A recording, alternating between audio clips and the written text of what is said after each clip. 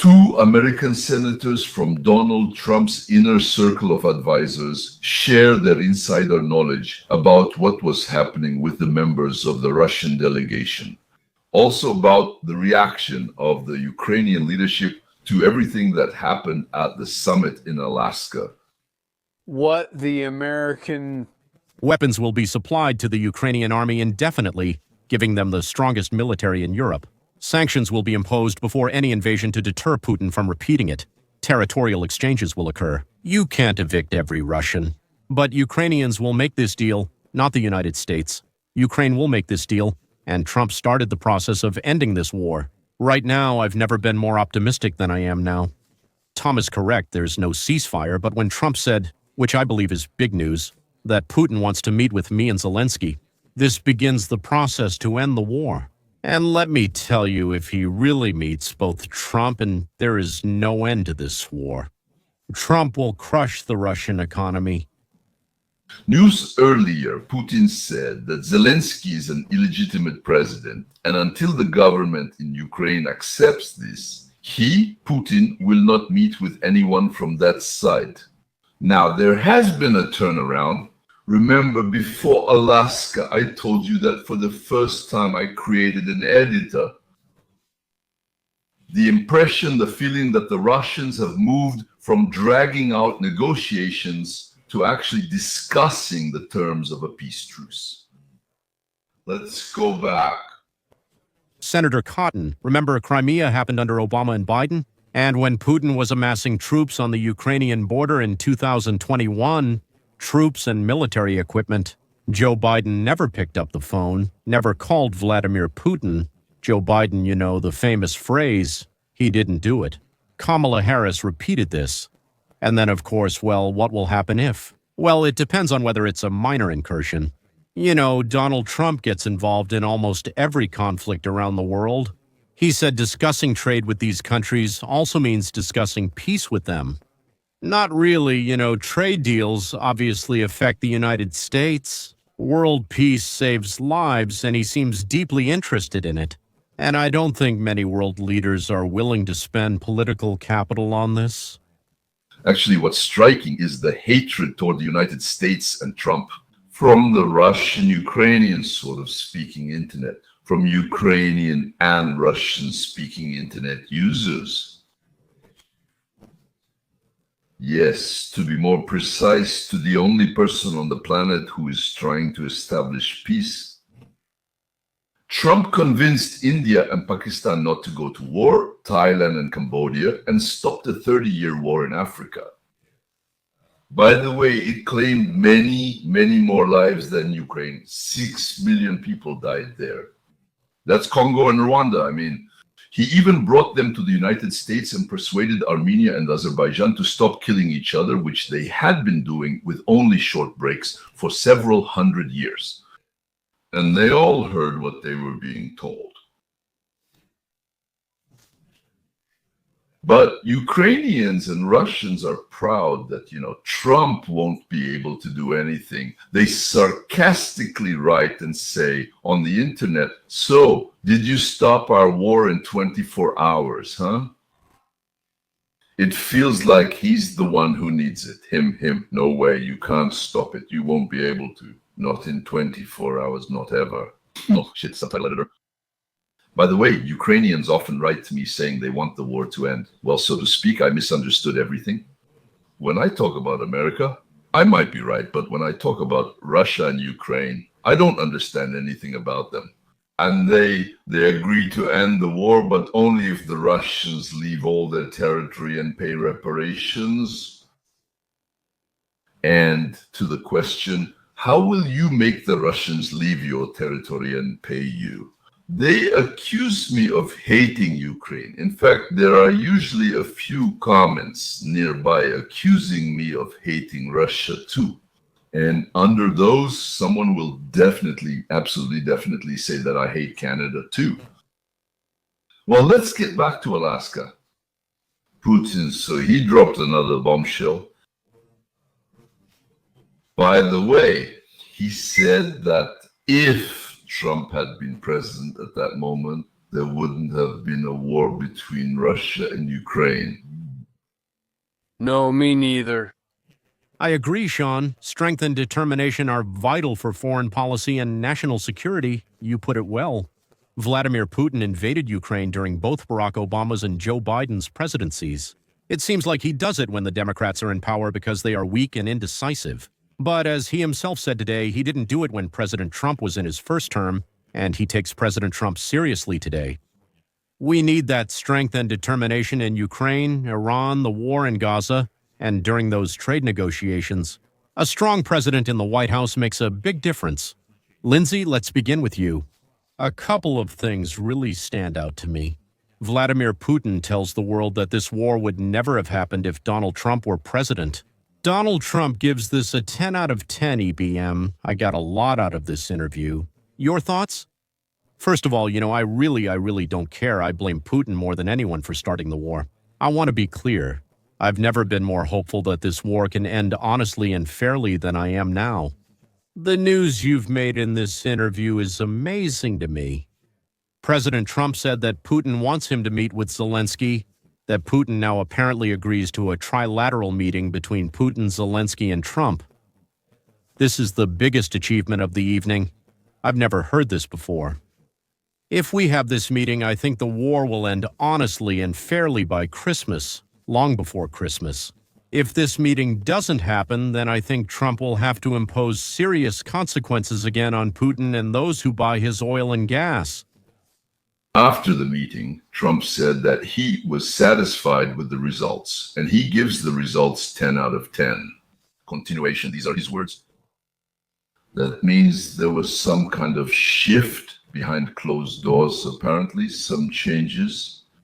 Well, there was no truce or commitments made there, but Trump and Putin agreed on something while sitting in the car, face to face, to be continued. So did they say something to each other about peace, or maybe specifically about China?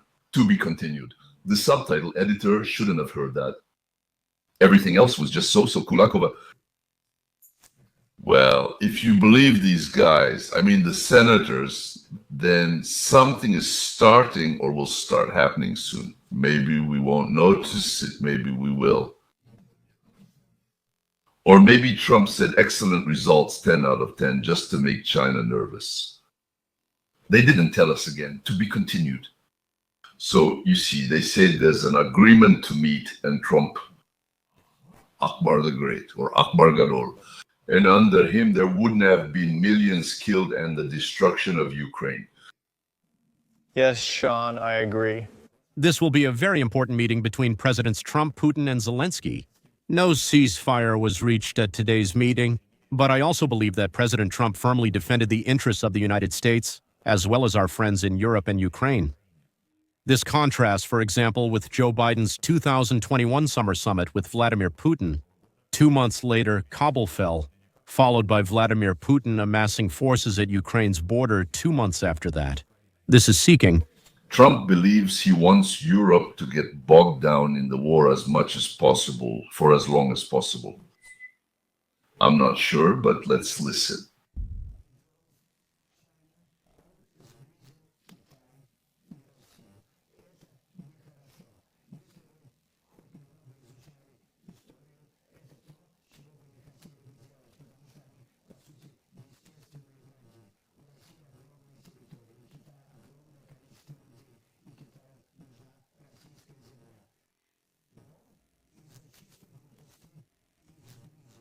That's it. President Trump last night accused his predecessor of uniting the natural enemies, China and Russia. So how are China and North Korea reacting now? These are two countries that are also strategic partners of Russia. We invite Asian affairs expert Gordon Chang. He is also a senior fellow at the Gatestone Institute. Gordon, glad to see you. I'd like your opinion now, since the summit ended less than 24 hours ago. What does this potentially mean now for China, for North Korea, for some of these allies that Russia really had no choice but to turn to, rely on, and strengthen relations with? Since the war in Ukraine began and Vladimir Putin faces charges at the International Criminal Court, what are your thoughts? Gordon Chang is the author of numerous books on China, a specialist in Asian economics and Asian politics. He is a well-known historian, often appearing on various television channels, and an editor. Yes. Both China and North Korea are satisfied with the outcome of what happened in Anchorage. The North Koreans, they love it because they've been selling short-range ballistic missiles and artillery shells and providing soldiers. As the war continues and with no settlement in Alaska, North Korea is receiving more money. I think the Chinese also want the war to continue.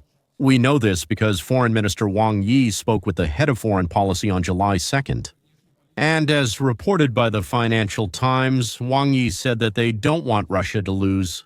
Because if Russia loses in Ukraine, then the United States will focus on China and East Asia. The extrapolation of this is that if there is peace in Ukraine, the United States will also focus on China and Asia. I believe the Chinese want this war to continue and are quite satisfied as it does.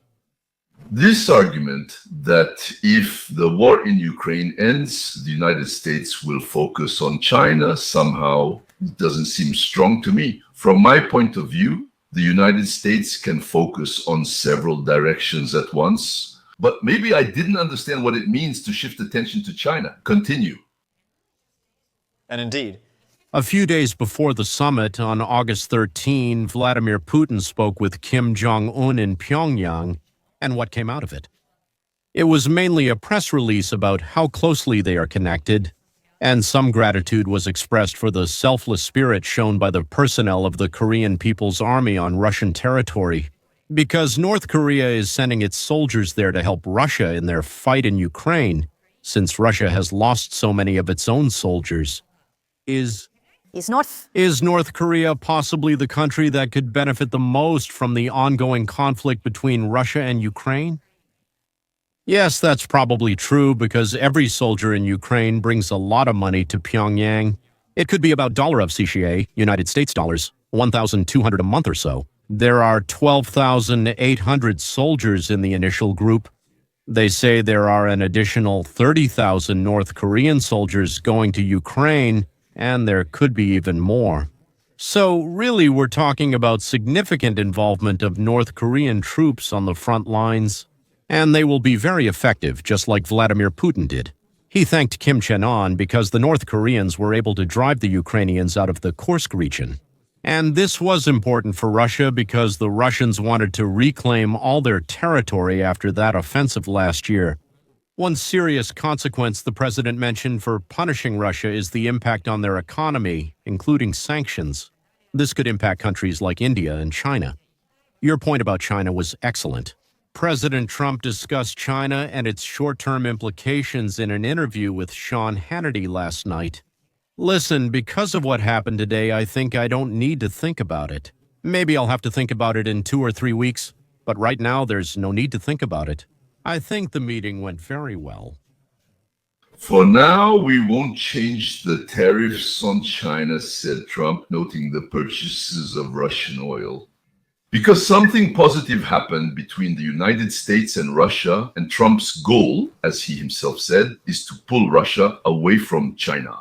So maybe Gordon is right when he says that United States relations with China, in some sense, depend on the situation in Ukraine.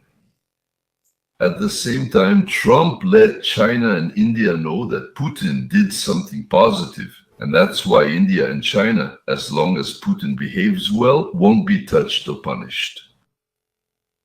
Of course, it's an amazing thing. The political and economic game is almost the same. As interesting as cellular checkers. I think President Trump should impose tariffs on China and raise tariffs on India for purchasing Russian oil. He also needs to impose stricter sanctions on Russia to give Russia, India, and China an incentive to act constructively. Right now, they are not doing that, except that India has this 25% tariff and there are some sanctions imposed on Russia. But he has to show all these countries the power of the United States. And by the way, China, the Chinese are now looking at the American tariffs on India for buying Russian oil, and they know that they themselves are buying Russian oil and are not subject to tariffs. And that means Beijing believes it has control over Trump. Now Trump doesn't think so, and I believe the Chinese are mistaken. But the way the Chinese think is very important because it motivates them to act. We need to show them the United States is in charge, not the Chinese. I don't agree with Gordon Cheng about who controls whom, but maybe as a China expert, he knows how they think.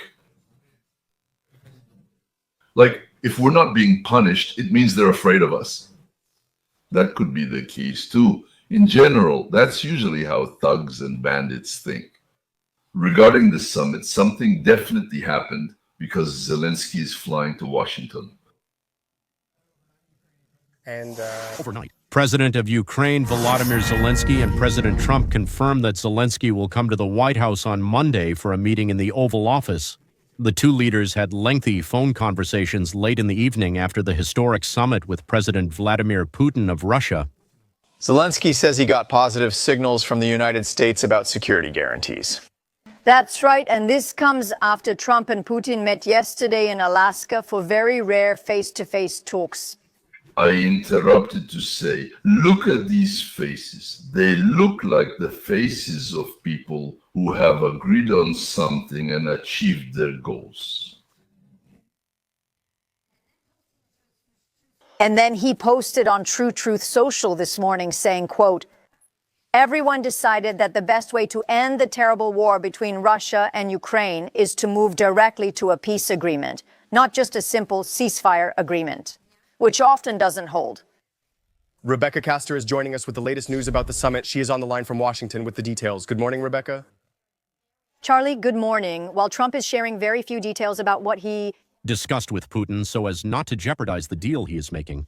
Yesterday, B-2 bombers and fighter jets flew over world leaders on the Alaska runway, starting it all, an opportunity for the United States to demonstrate our military power.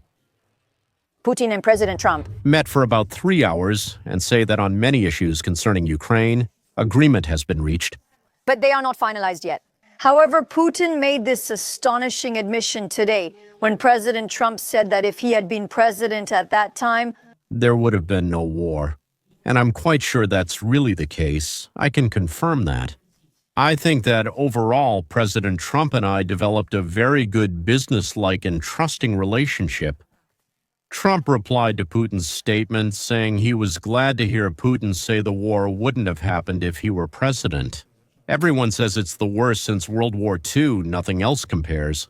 But we had a very good meeting today, and I think many points, many issues were discussed. Putin's background is evident when Trump tells Brett Baier from Fox that People's Republic of China Chairman Xi Jinping promised not to invade Taiwan during his presidency. Though a Ukraine peace deal is still pending, some lawmakers are already pushing for Trump to receive the Nobel Peace Prize. Congressman Andy Ogles writes, "Today, President Trump did what no other leader could. He brought Russia and the United States back to the negotiating table. From the Abraham Accords to North Korea, he achieved peace through strength. I'm preparing his Nobel Peace Prize nomination. Stay tuned." We will be watching to see if Trump can see this through to the end. Back to you guys. What I like about this interview is that President Trump immediately starts talking about the elephant in the room, namely China. The real true enemy of America in this situation. And the irony is that this war has united them. Before we discuss the part about China, which I think is very important, let's first explain what this is. The interview with Sean Kennedy, our very own Sean Kennedy, took place just a few minutes after this meeting, in the same room. As soon as the Russians led by Putin left the room, Trump began the interview with Sean Kennedy and shared his thoughts on what lies at the heart of the issue. Namely, the foolish United States policy pushed Putin into the arms of Xi, that is, the Chinese Communist Party, although, according to Trump, they are natural enemies. Why? China has a huge population, while Russia has few people relative to its territory and a vast land area. China is looking at Russia's minerals and other natural resources with interest. They are eyeing the earth, especially Siberia, which they even consider their own. The first rumors that started coming from Russians who arrived with Putin were voiced by Stephen Garter. I just watched One of the most incredible interviews I've seen in a long time, and today I want to discuss it with you. Right now, we're finding out how Obama, Hillary Clinton, and the CIA tried to rig the 2016 election. When things didn't go according to their plan, they tried to stage a coup to remove Donald Trump. All of this is a fact. We also know that they were planning, carrying out, and trying to rig the 2024 election, but no one is talking about the 2020 election, not even Donald Trump. Well, today I want to discuss how Venezuela, China, and the CIA likely interfered through COVID and mail-in voting to try to rig the election. Did you know President Trump met with Vladimir Putin yesterday, and he told him privately, if you investigate mail-in voting in America, you will find that the election was rigged. I'll repeat. Van Kortzi, Putin allegedly told President Trump that if you dig into the 2020 election, you'll find that the CIA, China, and Venezuela managed to falsify the election results and install Biden. Billy Dolgo? We also learned from FBI documents that they knew China had sent hundreds of thousands of fake driver's licenses, as well as hundreds of thousands of fake ballots already filled out for Joseph Robinette Biden. It's true, this was discussed but then silenced and forgotten. An intriguing figure, he worked in United States intelligence and was involved in numerous high-level affairs. He also founded hugely successful multi-billion-dollar companies. Dr. Patrick M. Byrne, Patrick Byrne on X, deepcapture.com, major films have been made about his work and his very intriguing life. And I'm not going to discuss his, long curriculum, but everything else. He's here to talk about Venezuela and how it relates to the Democrats' overall plan to steal, and how it relates to gerrymandering, redistricting, Trump's task force on election integrity. Of course, everything he exposed when they stole the 2020 election is now confirmed and proven to be correct. So it's all connected.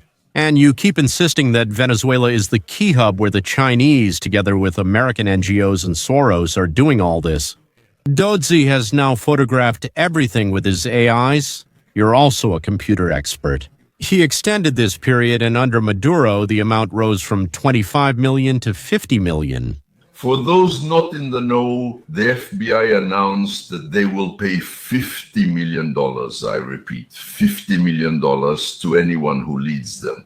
Will help arrest, no more no less, the leader of the sovereign state of Venezuela. I have never heard anything like this in my life, to be honest. According to the FBI, Maduro is the head of a cartel that brings fentanyl-laced cocaine into the United States of America. Oleg Jones, I would say, is the most famous conspiracy theory researcher in the world. Well, as they're called, meaning all sorts of strange rumors and so on and so forth. He has a scandalous reputation. The press keeps claiming he's lying and deceiving, but so far, no one has been able to prove in court that he deceived anyone, rigged anything, or anything like that. So basically, his reputation is bad, but it's based on what the press says, and they really don't like him. He has a billionaire on his interview, also with a scandalous reputation. That's Patrick Byrne. In Venezuela, Americans really need to start studying. This is an ongoing story. It will be on our front page for a long time. 3 things you need to know about Venezuela. The government is a cartel. The cartel in Venezuela is called the Mafia of the Generals, basically the Cartel de los Soles, because the generals have a sun on their shoulder, so the mafia is the government. The 4 Mexican cartels act as junior partners. So they took over Venezuela, which, as you said, has the largest oil reserves in the world. What are you going to do if you want to steal them? That's exactly what they did. They looted, they nationalized the oil industry so they could then plunder $4 trillion, which is exactly what they did. Another thing they did was seize the electoral systems and create a computerized voting system that they could always interfere with and never lose power. This computerized voting system came to America as Smartmatic and then spread globally. 72 countries used this to manipulate elections. I know people involved. I spent 3 years abroad finding those involved. Elections were overturned in 72 countries. But the most terrible thing, as we thought, I told you, I think, earlier in your program, is that the chain of command was Venezuela, Iran, and China. And it's true that in 2007, Venezuela opened back doors into the American electoral system. And we have witnesses to all of this. But what really matters, and we've only learned this in the last few weeks, thanks to the work of Elon's doc, we found a whole lot of funding.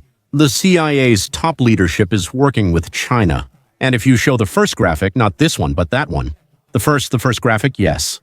No, the other one, sorry. The other one.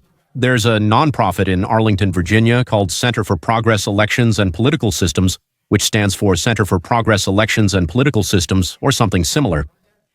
George Soros. This has been since 2009, since Obama came to power, through the United States Agency for International Development Agency.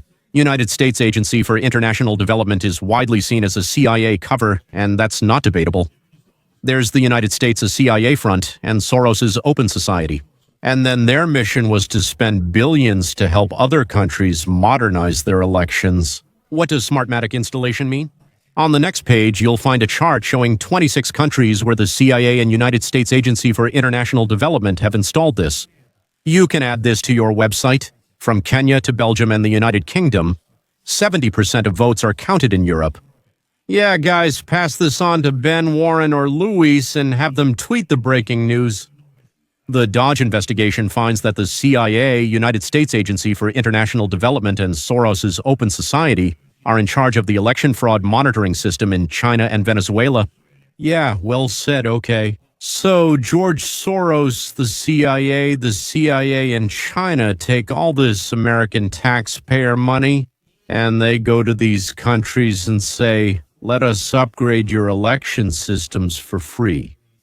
In reality, they were allowing George Soros, United States Agency for International Development China, and the CIA to control elections all over the world. This is the crazy technology we've been talking about, that China was behind the 2020 coup. Yes, they were. The system was involved. It was the top floor of the CIA and the top floor of the CIA. Through funding and through George Soros's people, spreading this technology in 26 countries. If that's true, I see. An easy way to put your people everywhere around the world. And now we find out from Tulsi Gabbard's documents 3 weeks ago that the CIA really was working with China to cover up the theft of the 2020 election, and they worked with them for that. Everyone was looking for Russia, right? Well, that report eventually came out and became public on January 7th. And what did that report say? That China influenced our elections? That China released and sent ballots? That China tried to rig the results in favor of Joe Biden? All right. So, to make this make more sense, remember how we were told that COVID is a natural virus that jumped from bats to humans?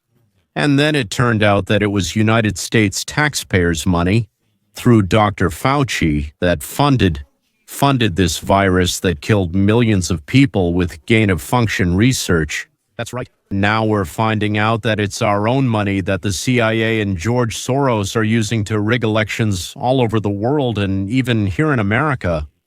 From the documents previously obtained by Patrick and now the corroborating documents that have been made public, Tulsi Gabbard, it's clear that China, working together with Soros and the CIA, tried to get rid of Trump in 2020 and 2024. It's clear. Finally, enough American elites have simply come out of survival mode, and Silicon Valley said, no, China is taking over and will win the artificial intelligence race. We have to do this for self-preservation. So enough elites supported Trump, not because they generally agree with America first or with what he does. They acted out of desperation because the Chinese communists had surpassed them. That's why you see the wavering and hesitation that's happening. All right. Another thing that most people don't know is that the Democrats say that Donald Trump will talk to Putin. I can't believe that Donald Trump will shake hands with Putin. Come on, George Bush did it, Biden did it, Trump did it, Obama did it. So just calm down. What Trump is trying to do now, besides ending the war and all the deaths of Ukrainians, is to financially and economically separate Russia from China. America remains dominant by having Russia on our side, with Russia's resources on our side. China, on the other hand, is penetrating and dominating almost everywhere. This is a behind-the-scenes battle. That's why they're trying to kill our people with fentanyl. They're sending all these men of draft age. They're infiltrating our universities. They have their own private police in the United States. They're trying to infiltrate us. And China knew that through Biden they would be able to advance. Now crazy Trump is trying to undo all of this and throw it out. All right, that all makes sense. Trump is trying to cut off the influence of the Chinese communists. They have enough to accuse half the Democrats. Jurist Dr. Vance said yesterday, no, there are a bunch of charges against Obama's coup team. They're doing it. We have to do it too.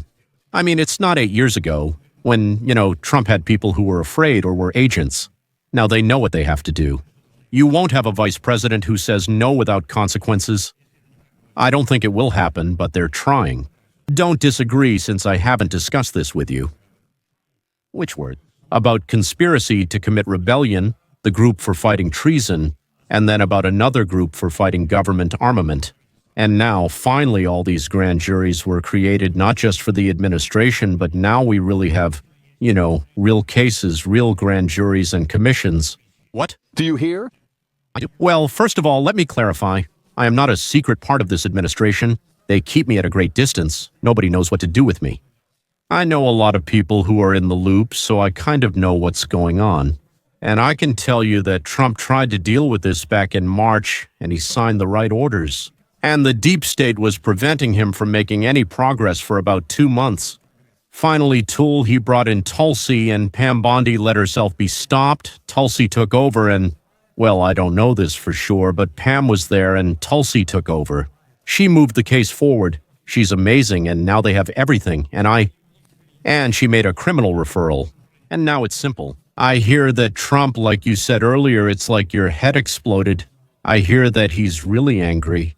Now he knows 100% that he was deceived, robbed of the greatest prize in history 4 years ago.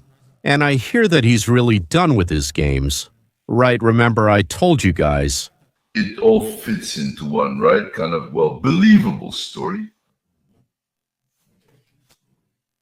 China, the globalists, Soros, the CIA, the FBI, leading United States Democrats all joined forces to prevent power from shifting to the anti-globalists, to the other camp.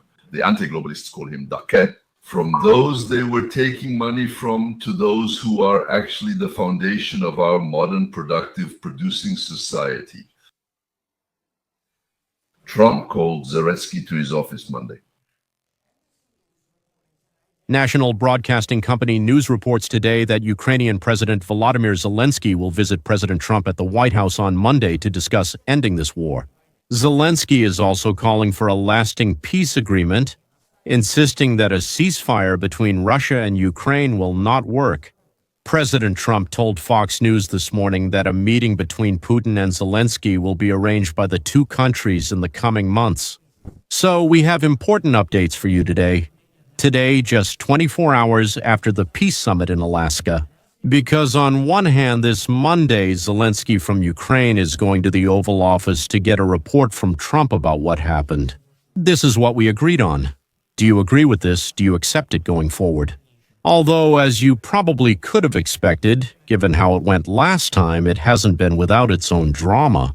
Because according to Axios, the two world leaders had a, quote, tough phone conversation that lasted about an hour and a half. And of course, we don't know everything that was said in that exchange.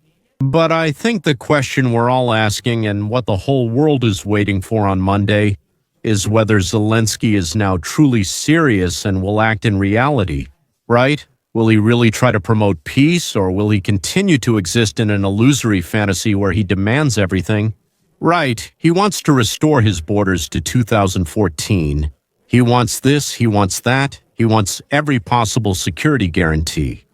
But in reality, as Trump told him, of course, back in February or March, whenever it happened, you have no trump cards. What are you even doing? Until now, it was clear Zelensky wasn't serious about peace. But are there any signs? Will we see any signs? Have we seen any signs so far that maybe Zelensky's thinking or approach is starting to change? Well, of course, there's a lot of pessimism because it's Zelensky. Can anyone really trust this man? But in today's video, I also want to present to you some possible reasons why there might be positive signs in this direction, right? Zelensky, though responsible for his complex behavior, is shifting his rhetoric, notably by dropping the territorial aspect from negotiations. We'll break this down for you. Question 1. Will Zelensky finally act in reality? Well, of course, another question is, will the main laughter ever stop? I think we know the answer to that. But I also want to point out to you how apparently they are now starting, I think it's fair to say, to face reality. The narrative they were pushing yesterday about how Trump was completely defeated. Obviously a total loss. No deal. This is a complete failure. Without any evidence, since the details are not available to the public. But they're grasping at straws, like the two leaders walked down the red carpet and Putin spoke first. So it was a complete defeat for Trump in all of this. So here's the position of the majority of America. We want to see if the leadership of Ukraine understands that they can't do anything against Russia on their own. And secondly, no one owes them anything, whether they understand this or not. So either start negotiations based on the real situation or get lost.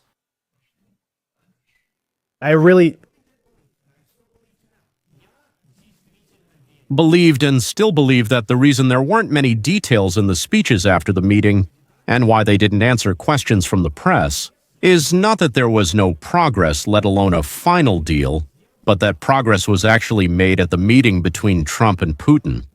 But rather because if they had given these details to the press before Trump talked to Zelensky, before he went to NATO, before a final deal is made, the media can use this information as they wish, since we know the agenda. They will obviously try to disrupt the peace talks both in America and in Europe, so you would see a global media scandal that would be extremely negative. They'll claim Trump is giving in to Russia and similar things.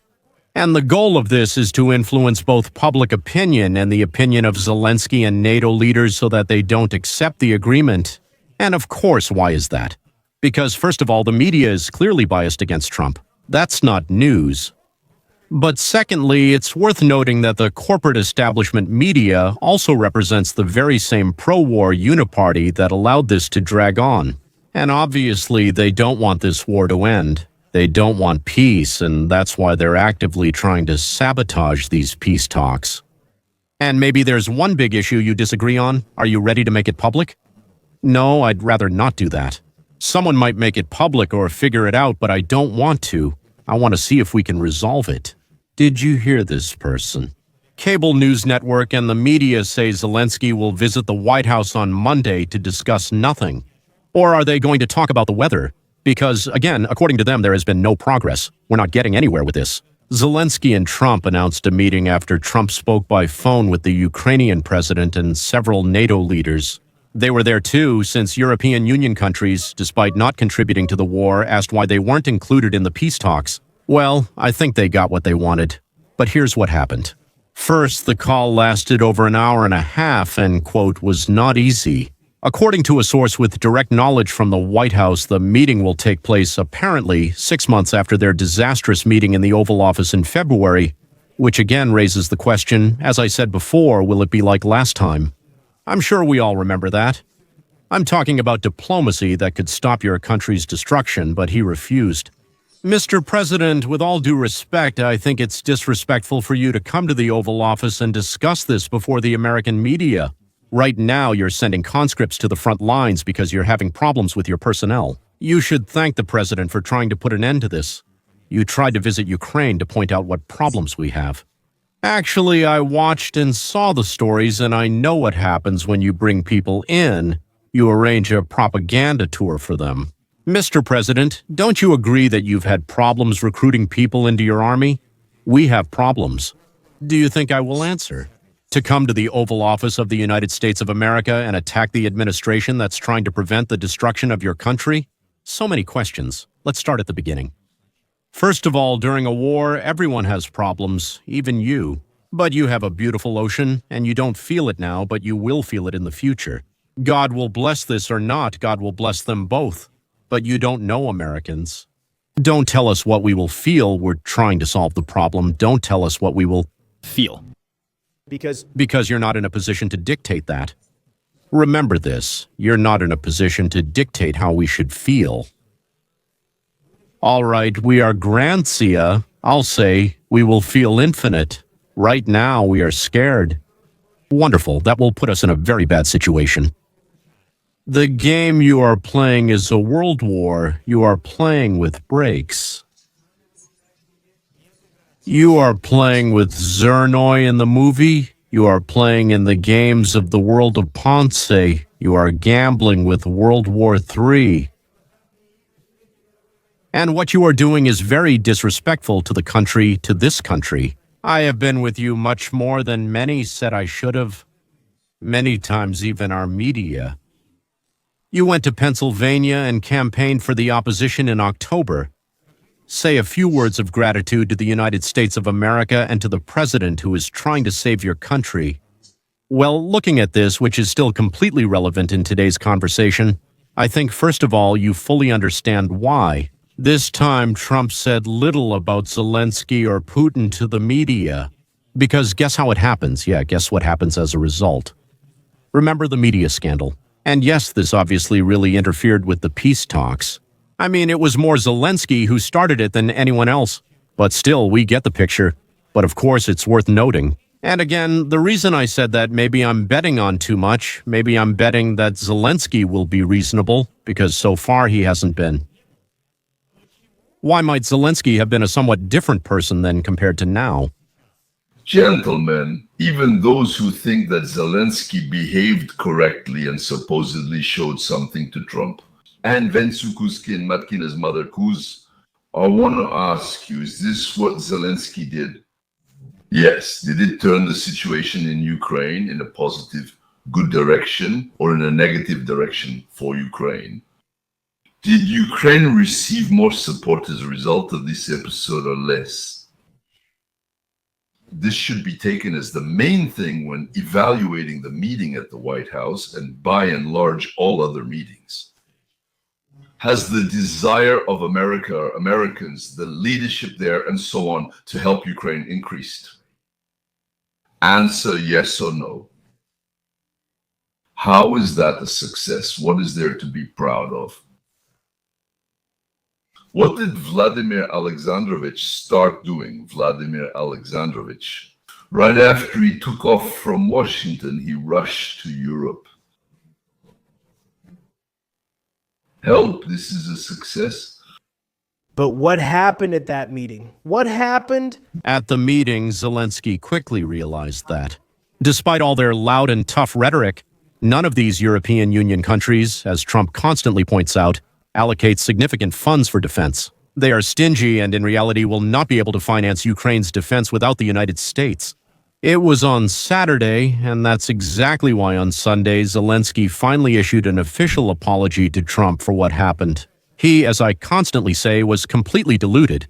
He said, "We want everything. We don't want to give up a single part of our territory, even though Russia is currently occupying territory. And then, basically, Russia has to leave. Russia even has to return Crimea to us, which was taken in 2014. Despite what Trump says, we have no leverage in this war. We want everything." As you can see, Zelensky no longer discusses this or directly addresses the territory issue. Putin has essentially stated that if Donetsk is given to Russia, they are ready to end the war now. So here are all these details. Trump reportedly called Zelensky from Air Force One while returning to Washington from Alaska. Marco Rubio and envoy Steve Witkoff were on the call. They spoke with Zelensky for an hour, and then the leaders of the United Kingdom, France, Germany, Italy, Finland, NATO, and the European Commission joined the call, and they talked for another half hour. Trump told Zelensky and NATO leaders that Putin opposes a ceasefire but is considering a comprehensive deal to end the war. That is not some vague pause, but a clear end to the war. Wittkop briefed Zelensky and NATO leaders on Putin's view of territory and what he is willing to offer in exchange. Quoting, "The impression was that in exchange for territory, Putin is ready to end the war and commit to trying not to occupy more territory in Ukraine and not to attack other countries. Despite all the arguments, this appears to be the final outcome, as if Putin will simply keep what he has. Ukraine will keep what it has, and we will have, well, a kind of general peace, probably. Really. But, keep postponing it as much as you want, I think, for both sides." Trump told Fox News after the summit that he and Putin agreed on most issues, but not all. Now it's up to President Zelensky. What's interesting is Ukraine's reaction. Read this. Obviously, they only speak in general terms. They've never had any kind of realistic plan to end the war. There you go. That's why they want it. Why does Russia oppose a ceasefire? But in any case, the quote is, Ukraine confirms its readiness to work with maximum effort to achieve peace. All right, they've said that many times already. However, here's what's interesting about this statement. It's important that America's strength influences the development of the situation. All right, we support President Trump's proposal for a trilateral meeting between Ukraine, the United States, and Russia, said Zelensky after the call. That's interesting, isn't it? Now, Zelensky says he's open to meeting with Putin. That's different from, obviously, the whole thing, like everything. Like us, we would never communicate with invaders, imperialists, and all that kind of style you've seen before. Do you understand what I mean? Again, I'm not saying it's going to be easy, but you start to see how this misguided fool is coming back down to earth a little bit. So that's interesting. In all the comments you've heard, we have this and that, security guarantees. Notice how Zelensky didn't mention territory. Did you catch that? That's my point. Because many times he said exactly that. It's true. We want to get everything back, we want our full borders, all of 2014, all of that. They invaded us. Especially even in that meeting in the Oval Office, Zelensky didn't mention the issue of territory. He didn't even say it here. Now, of course, there are a lot of political speeches here. Now, all attention is on the so-called security guarantees, which it seems to me suggests that Zelensky is now perhaps more inclined to the view that, stop being under illusions. The best you can hope for is not to lose too much of your territory and, of course, to get your so-called security guarantees. So that we don't see another war. Well, that's in everyone's interest. I think it's time to stop here.